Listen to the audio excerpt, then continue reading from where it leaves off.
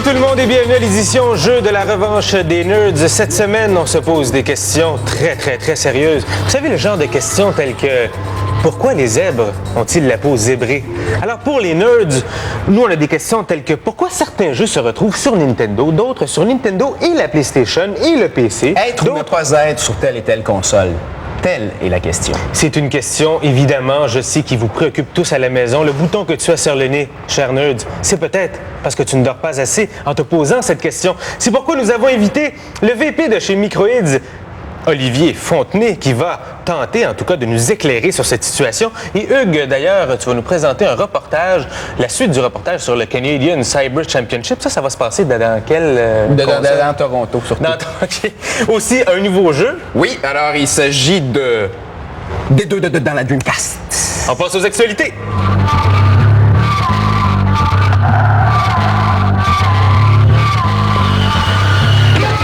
Eh bien, en parlant de jeux qui se promènent d'une plateforme à l'autre, les amateurs de Half-Life vont être contents d'apprendre que ce jeu va être bientôt disponible sur la Dreamcast. Et ça, dès le 8 novembre, en fait, tout début de novembre. Alors, cette version qu'on nous annonce graphiquement améliorée, plus meilleure, va pouvoir aussi être jouée en version multijoueur, mais ça, c'est pour l'an prochain. Alors, cette version devrait inclure Opposing Force, Team Fortress 1.5, Half-Life Multiplayer et éventuellement Counter-Strike. Et bien sûr, pour pouvoir jouer en multijoueur, il faudra se brancher sur le réseau de SegaNet. Vous savez, les pirates, ça continue, ça pullule sur le web. C'est épouvantable, c'est dangereux. Et Sega a décidé d'y mettre un terme, en tout cas de mettre un terme aux pirates qui tentent de copier leur jeu et surtout de donner de l'information sur leur jeu. Alors, la société Sega a réussi à faire fermer plusieurs sites du genre en utilisant la bonne vieille méthode de la mise en demeure. Les sites visés, des sites qui diffusaient des informations sur les techniques de création de copies de jeux vidéo. C'est ce qu'on appelle des ISO. Quiconque possède l'original d'un jeu peut donc s'en faire une copie pour son usage personnel.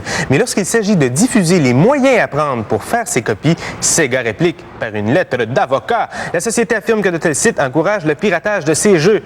On le savait. Coup de gueule peut-être, mais l'intimidation a fonctionné et la plupart des sites visés sont maintenant fermés. D'un autre côté, une autre console, est-ce que la fièvre de la PlayStation 2 va s'abattre sur le Québec comme elle l'a fait au Japon?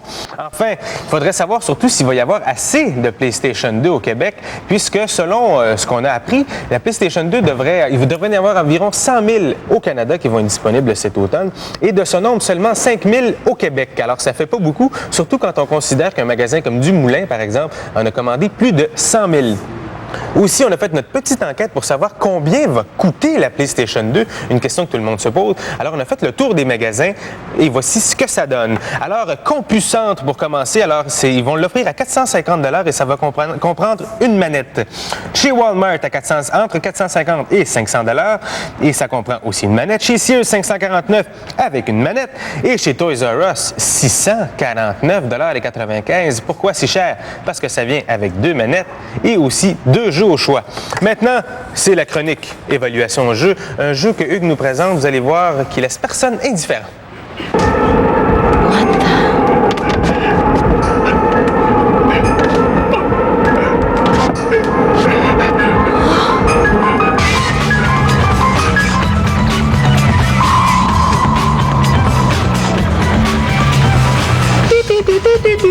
Des deux, Hugues, un jeu sur la Dreamcast que... C'est pas un jeu comme les autres. Non, pas facile à évaluer parce que, en fait, si on l'évalue avec les critères que j'utilise habituellement sur les autres jeux, je serais un peu obligé de reconnaître que ce jeu-là est peut-être un échec. Mais c'est pas aussi simple que ça. Parce qu'il y a des belles qualités. Parce qu'il y a des belles qualités. C'est un jeu qui a des très grands défauts, mais aussi des grandes qualités. Ouais. Commençons par le début. Là, on est dans le Grand Nord. En fait, on est au-dessus du Grand Nord canadien. On est dans un avion. Et là, il y a des terroristes qui prennent le contrôle de l'avion. C'est pas tout. Dans un coin de l'avion, il y a aussi un sorcier qui est en train de commencer des incantations magiques. Mais ce n'est pas tout. Parce qu'au même moment, il y a un météorite qui frappe l'avion. Ça pourrait être plus simple que ça. C'est une mise en situation un peu absurde, un peu bizarre. Et là, ce qu'on voit, c'est le personnage principal, Lara, qui se réveille dans un chalet 10 jours après le crash. Et le but du jeu, en fait, ça va être de faire survivre Lara tout au long du jeu et à coup de flashback, de réapprendre ce qui s'est passé dans les 10 derniers jours, donc entre le moment du crash et aujourd'hui, et de survivre à l'attaque de mutants un peu bizarroïdes qui l'attaquent continuellement. Il y a des très très longues cinématiques. On vient d'en voir un petit bout, là. Cette cinématique durait facilement 6 minutes et c'était pas la seule du jeu. Il y en a partout. C'est ce qui fait c'est une des caractéristiques du jeu aussi. Hein? C'est presque cinématographique. Oui, et en fait, c'est un jeu de cinématique. Ceci étant dit, le jeu se déroule, quand on joue, là, on s'entend, dans plusieurs modes. Le premier, en fait, dont on peut vous parler, c'est le mode quand on est à l'intérieur. Alors là, ce qui se passe, c'est qu'on rentre à l'intérieur d'une pièce et tout ce qu'on déplace, c'est notre point de vue. Un petit peu à la Myst ou à la Raven, où on fait juste comme déplacer une caméra et en cliquant sur des objets, actionner des nouvelles cinématiques qui vont nous dire, bon, qu'est-ce qui se passe, que fait cet objet-là. Évidemment, c'est pas le seul mode. C'est un jeu qui se joue aussi en 3D à la troisième personne. Donc, quand on est à l'intérieur, en mode extérieur, le jeu bascule en vue, à la Lara Croft, un peu à la Tomb Raider. On voit notre personnage d'une perspective éloignée et on la dirige de cette façon-là. On se demande un peu pourquoi ce mode-là, parce qu'en fait, il n'y a pas vraiment de raison de positionner très précisément notre personnage. Parce qu'il n'y a pas à sauter nulle part, comme dans Lara Croft, par exemple. Exactement. D'obstacles à franchir. Une petite trouvaille intéressante dans ce jeu-là, évidemment, pour faire augmenter notre vie, il faut se nourrir. C'est de cette façon-là qu'on augmente nos points de vie et ça se fait avec la chasse. Ça, c'est une belle petite trouvaille. Mais un des très grands défauts du jeu, c'est son extrême... on finit par se lasser du fait que c'est très répétitif parce que quand on se promène à l'extérieur, on avance 50 mètres, c'est sûr qu'il y a un monstre qui va apparaître. À tous les 50 mètres, quand on est en mode extérieur, on va tomber en mode combat. Et c'est ce qu'on voit présentement à l'écran. Il y a des monstres qui nous apparaissent et ça devient rapidement très lassant et très répétitif. Très prévisible aussi. Très prévisible parce que c'est vraiment ça. On pourrait pratiquement compter les pas que Lara fait dans la neige et dire je vais être attaqué dans 5, 4, 3, 2 et là, effectivement, il y a des monstres qui apparaissent. On tire dessus et autre défaut, ces combats-là sont très faciles. Mais ça, j'aimais ça, moi.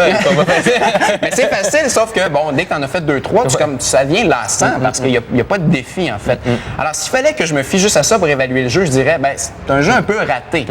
Sauf que c'est pas aussi simple que ça. Il y a d'autres choses. Il y a les cinématiques. Bon, les cinématiques, ça peut être dérangeant parce qu'on veut jouer, on veut pas être assis à regarder quelque chose continuellement. Mais quand on arrive à arrêter d'attendre le combat intéressant parce qu'il ne viendra pas ou le gameplay subtil, il n'y en a pas, c'est répétitif, et qu'on s'intéresse aux cinématiques, vous en voyez une qui sont d'ailleurs particulièrement graphiques, particulièrement violentes, on finit par embarquer dans cette histoire-là qui est vraiment très tordue, qui a une ambiance. Et une des grandes qualités en fait de ces cinématiques-là, tant qu'à moi, c'est que on bascule d'une cinématique qui va être très gore à une cinématique où les personnages prennent le temps de philosopher, où on installe des silences, où la musique, une espèce de piano un peu hallucinant.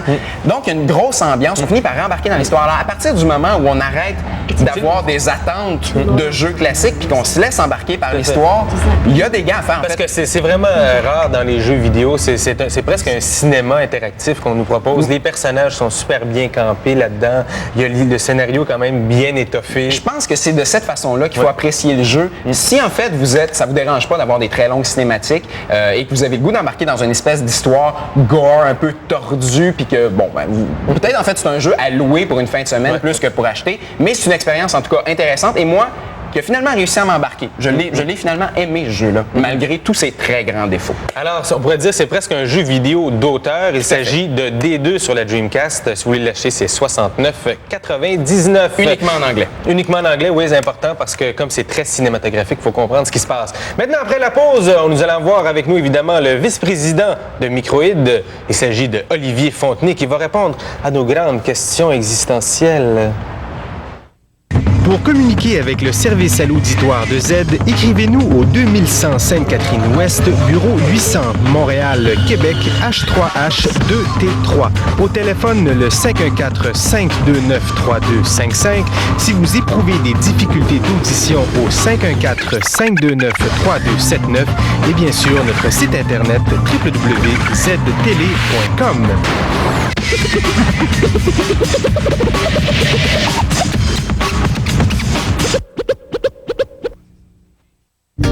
Construisez dès aujourd'hui le laboratoire d'électronique dont vous avez toujours rêvé. Grâce à la collection Laboratoire électronique de F&G, progressez pas à pas de l'expérience la plus élémentaire à la conception et à la réalisation de vos prototypes. Avec le numéro 1, le tableau principal de votre laboratoire, les autocollants et le jeu de composantes pour vos premières expériences. Vous n'avez que 72 heures. Alors, faites un saut dans le futur. Avec Future Shop. C'est l'incroyable solde de 72 heures de Future Shop et le magasin déborde d'économies. Obtenez cet ordinateur Cicero AMD du rond de 700 MHz pour seulement 1099 $. Et recevez instantanément 100 $ de rabais additionnel en vous abonnant à Internet avec AT&T Canada. Hâtez-vous, le compte à rebours du solde de 72 heures est commencé. Future Shop, vous saurez ce que votre futur vous réserve.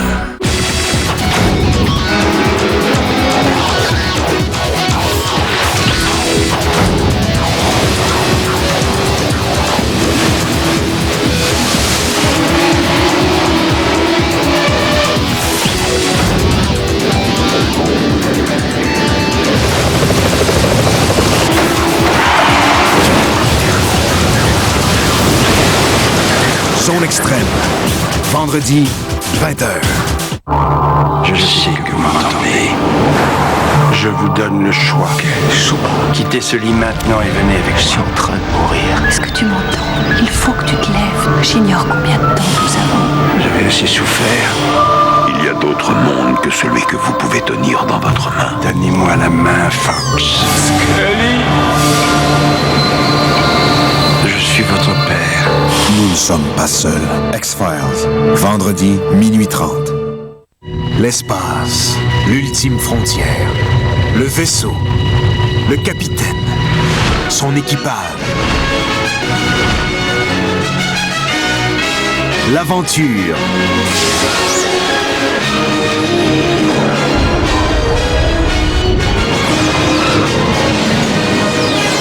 Où sommes-nous? Sur écran. Cela a eu lieu. Cela aura lieu. Star Trek, la nouvelle génération. Samedi, 20h. Les satellites vigiles de notre planète. Témoins des désastres causés par l'homme et du déclin de notre civilisation. Sauront-ils nous éviter le pire?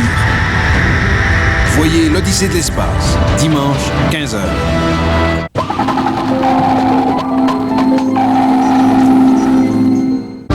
Construisez le laboratoire d'électronique dont vous rêvez. Dans le numéro 1, le tableau principal, les autocollants et les composantes. Laboratoire électronique chez votre marchand de journaux. Le sous-titrage de cette émission vous est présenté par la compagnie qui vous aide à faire des choix éclairés dans la jungle financière, Clarica, société d'investissement et d'assurance de personnes.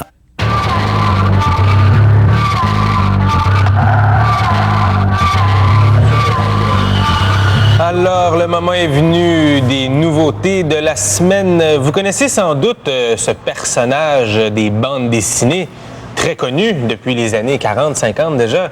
Spider-Man. Eh bien, Spider-Man maintenant se retrouve dans la PlayStation. Alors évidemment, le jeu est intitulé Spider-Man et grâce au jeu, vous pouvez promener le personnage un peu partout dans la ville, évidemment, pour lui permettre de réaliser les trucs qui lui sont si connus, c'est-à-dire de grimper un peu partout, d'envoyer sa toile d'araignée sur les murs et évidemment d'attraper des ennemis avec la toile d'araignée. Ce qui est intéressant avec le jeu, c'est qu'il a été créé avec l'engin, en fait, qui a permis aussi de faire le jeu Tony Hawk Pro Skater. Donc, c'est un jeu qui nous permet évidemment d'avoir des plans de caméra qui sont très, très, très bien faits, tout comme dans Tony Hawk Pro Skater. Alors, c'est Spider-Man sur la PlayStation. Maintenant, ceux qui connaissent bien la console de Nintendo connaissent aussi très bien le jeu Turok. En fait, cette série de jeux tireurs à la première personne, sans doute la plus populaire sur cette console. Alors, Turok 3, donc, revient en force et reprend en quelque sorte les meilleurs éléments des premières séries. Il s'agit d'une aventure de longue haleine. Évidemment, on ne finit jamais un Turok en une journée. Et ça met en scène John Fireseed et sa sœur Danielle. Et vous pourrez d'ailleurs choisir d'incarner l'un ou l'autre des personnages pour mener à terme votre aventure. En plus de la trame narrative, ce qui est intéressant de Turok 3, c'est qu'il propose un format de combat à mort qui propose en fait un mode multijoueur et près d'une 50aine de lieux différents. Alors, un jeu violent à la première personne, je sais qu'il y a des parents des fois qui sont pas très très contents de voir leurs jeunes jouer là-dessus. D'ailleurs, notre maquilleuse, elle aime pas ça. Turok 3 sur Nintendo. Aussi, les fans de Formule 1 Grand Prix 3, tout le monde connaît ça. Ça serait un euphémisme de dire que c'est pas le jeu le mieux connu, en fait, pour les amateurs de Formule 1. Alors, Grand Prix, donc, revient avec le numéro 3 de la série. Ça vient juste de sortir, ça fait pas trop longtemps. Et ça reprend essentiellement les mêmes éléments qui ont permis au jeu de se classer par les meilleurs du genre. Donc, réalisme de la sensation de conduite, des circuits très réalistes aussi, des ajustements innombrables que vous pouvez apporter à vos bolides et j'en passe. Donc, Grand Prix 3, cependant, se passe en 1998 et Gilles Villeneuve n'y est pas. Évidemment, les autres pilotes y sont. Donc, vous pouvez incarner Michael Schumacher, Mika Hakkinen, mais si vous voulez jouer Jacques Villeneuve, c'est impossible, ce Grand Prix 3. Maintenant, on va passer à Hugues qui vient nous présenter un reportage de Toronto. Il est revenu vivant.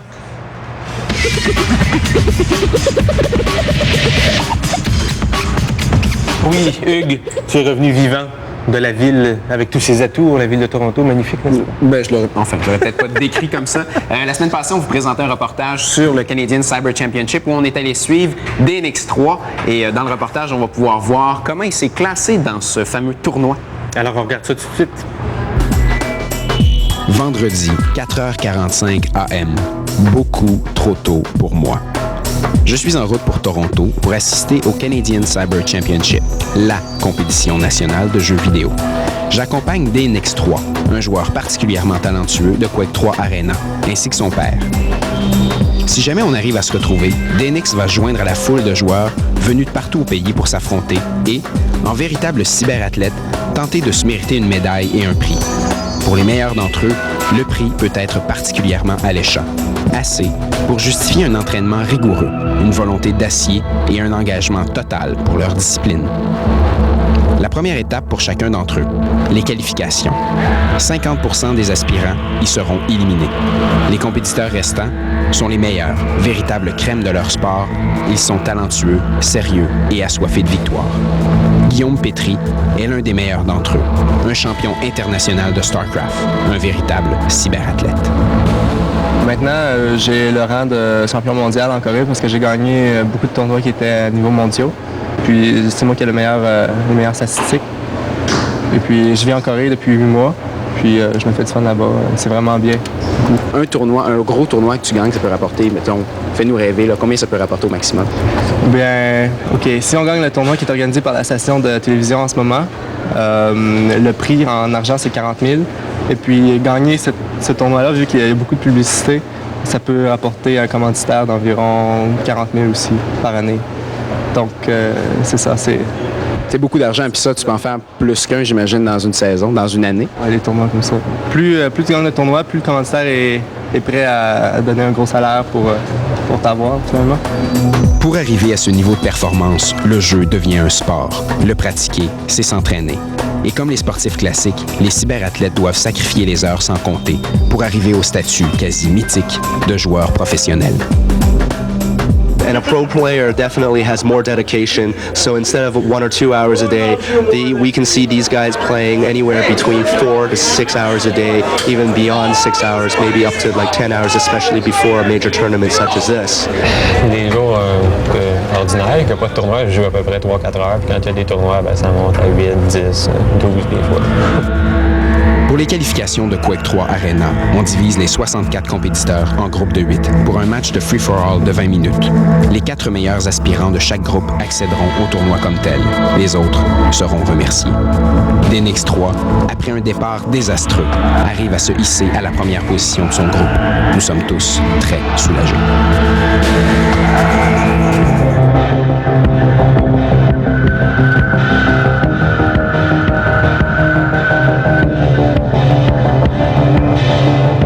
Nous sommes rendus au 3e round d'élimination, en match de 1 contre 1.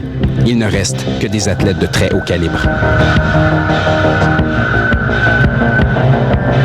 Maintenant, chaque défaite est une défaite crève-cœur. Pour DNX3, le fait d'être encore en course est déjà une victoire morale.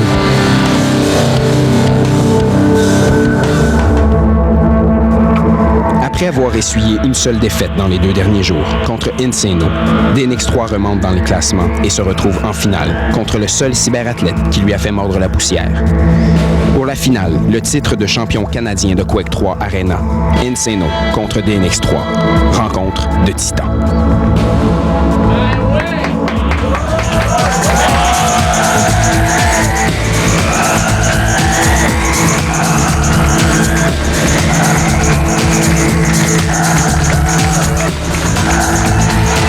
DNX 3, les nerds te saluent. Oui, DNX3, en fait, qui est celui qui avait remporté notre tournoi l'an passé. Aussi. Exactement, ouais. Ça a été notre vainqueur à la fin de la saison. DNX qui finalement a été à la hauteur de nos espoirs. En fait, qui a même été plus loin parce qu'il a remporté, vous l'avez vu, la première position. Donc, c'est lui qui a remporté le Canadian Cyber Championship dans Quake 3 Arena. Et le but de tout ça était de former Équipe Canada pour aller en Corée pour les Olympiques des jeux vidéo. Et DNX3, pour des raisons personnelles, a décidé de ne pas y aller. Donc, en très grand seigneur, il a donné son billet d'avion à la 5e position. Donc, Équipe Canada va être constituée pour Quake 3 de la 2e position à la 5e position. Et comme on l'a si bien dit dans Star Wars, jeune DNX, nous allons suivre ta carrière. Ah, cet esprit avec olympien. intérêt. Alors maintenant, on va aller retrouver Olivier Fontenay, qui est vice-président développement chez Microïd Canada.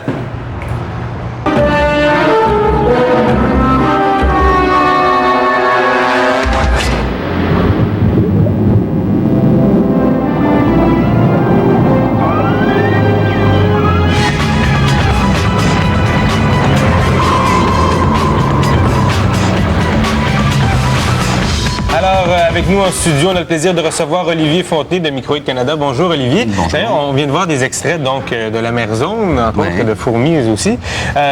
Chez Microïd Canada, Olivier, vous vous occupez de développer les jeux de l'avenir. Et nous, notre grande question existentielle cette semaine, c'est de savoir pourquoi certains jeux se retrouvent sur la PlayStation, d'autres sur la Dreamcast, d'autres sur le PC, la Dreamcast et la PlayStation. Bref, c'est notre grande question du jour. Et est-ce que vous avez cette réponse pour nous? Là, ce qu'il faut savoir, c'est que c'est une grande question existentielle pour nous aussi. En fait, c'est pas du tout aussi simple que ce qu'on pourrait croire. Le développement d'un jeu, c'est beaucoup de temps, beaucoup d'argent, un gros temps de développement. Généralement, quand on commence à développer un jeu, il sort 2 ans après. Donc, on ne peut pas choisir au dernier moment en fonction de la console à la mode cette semaine ou ce mois-ci. On est obligé d'anticiper sur les spécificités de chaque marché. Les acheteurs d'une Nintendo ne sont pas les mêmes que les possesseurs d'un PC ou d'une Dreamcast. Et puis après, les aspects vraiment particuliers de chaque jeu qui le dirigent plus vers des possesseurs d'une PlayStation 1 ou 2 ou ce genre de choses. Mais parce c'est que là, une par grande exemple, question. vous avez un jeu, donc c'est la mer zone 2 qui s'en vient. Alors, on est en train de travailler sur le prochain projet lié à la mer zone qui n'est pas la mer zone 2, parce que c'est pas une suite directe.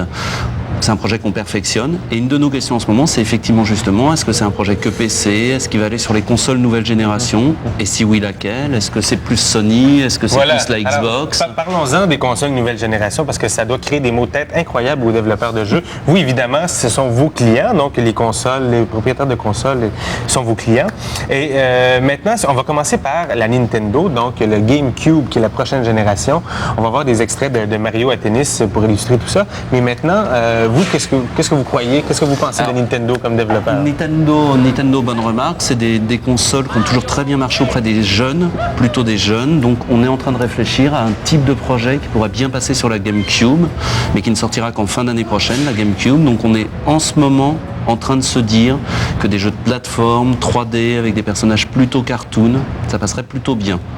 Mais c'est tout un problème de savoir, est-ce que la GameCube va sortir au bon moment? Est-ce qu'elle va pas être en retard? Est-ce qu'elle vient pas trop tard après la PlayStation 2 et la Dreamcast? Donc on a très envie d'aller sur la GameCube. Alors c'est un pari, évidemment. La Nintendo, l'avantage, c'est que ça se vendait bien. Mais est-ce que c'est plus compliqué de travailler avec les gens de Nintendo, par contre? Question. C'est leur client. C'est pas notre client concrètement. Okay. C'est des gens, ce sont des partenaires, les fabricants de consoles. C'est compliqué de travailler avec tout le monde, mais les gens de Nintendo sur la GameCube sont très volontaires et essayent vraiment de travailler avec le plus de gens comme nous, j'ai l'impression. Donc je pense que ça pourrait bien se faire. Oui. Okay. Maintenant, on va passer à la Dreamcast, donc qui en fait est la première console de deuxième génération. Pouvez-vous nous en parler? La Dreamcast, effectivement, première console de deuxième génération, ce qui est très compliqué pour Sega, à mon sens. Là, on voit Dolphin, Echo de Dolphin. On voit maintenant des très très beaux produits parce que, comme ça a été la première console, les développeurs ont appris à bien s'en servir maintenant. Mais tout notre problème, Carlos, par rapport à ce que je disais disais tout à l'heure, c'est si nous on démarre un jeu maintenant sur Dreamcast, est-ce que la Dreamcast sera encore là dans 2 ans? Tout à fait. Et c'est le problème que se posent tous les développeurs de jeux. Et puis, vous savez pas si la Dreamcast va encore, parce que déjà la Dreamcast fonctionne pas très très bien. Il y a beaucoup de gens quand même qui attendent la nouvelle Sony ou la nouvelle Microsoft. Encore une fois, quel est l'avenir de Sega? C'est un débat très compliqué pour nous en ce moment. Maintenant, PlayStation 2, c'est la console que tout le monde attend, qu'on peut déjà voir aussi, en fait, déjà au Japon. Ouais. Quelle est la particularité de choisir de développer pour la PlayStation 2? PlayStation 2, a priori, c'est la voie royale. C'est la PlayStation 1, c'est 30 ou 50 millions d'exemplaires vendus. Les chiffres ne veulent presque plus rien dire. La console, elle est prête depuis plus d'1 an maintenant. Les développeurs comme nous travaillons sur la PlayStation 2 depuis vraiment longtemps. À Microïd, c'est pas un secret de dire qu'on a 4 jeux PlayStation 2 qui sont en cours de développement, qui seront prêts pour une partie à la sortie de la machine, pour une autre partie l'année prochaine. C'est la machine au succès attendu. Peut-être que ça ne se validera pas, mais tout le monde espère et attend un gros succès de la PlayStation 2. Ben nous, ce qu'on espère, c'est que vos jeux vont avoir autant de succès que la Merzone, vos jeux du futur. D'ailleurs, on va rapidement voir des extraits de nouveaux jeux qui vont sortir bientôt. Pouvez-vous nous en parler rapidement? Alors, pour Noël, on a 4 ou 5 grosses nouveautés. La première, je crois qu'on va pouvoir en voir des images, c'est Fargate, qui est un gros jeu de stratégie et de science-fiction. Il se passe dans l'espace avec un gros moteur 3D qui va beaucoup plaire, je pense, aux gens qui ont aimé Homeworld, mais qui découvriront des nouvelles choses intéressantes à l'intérieur. Toujours dans la stratégie, qui est un des domaines un peu de prédilection de Microïd, on sort, vous vous rappelez de Fourmi, puisqu'on était venu avec Bernard ici, on sort Fourmi Gold qui présente de nouvelles missions. Plein de nouveaux jeux. Écoutez, Olivier, un grand merci d'être venu parmi nous. Et puis, tant qu'à nous, on se dit à la semaine prochaine. Salut, bye bye tout le monde. Au revoir.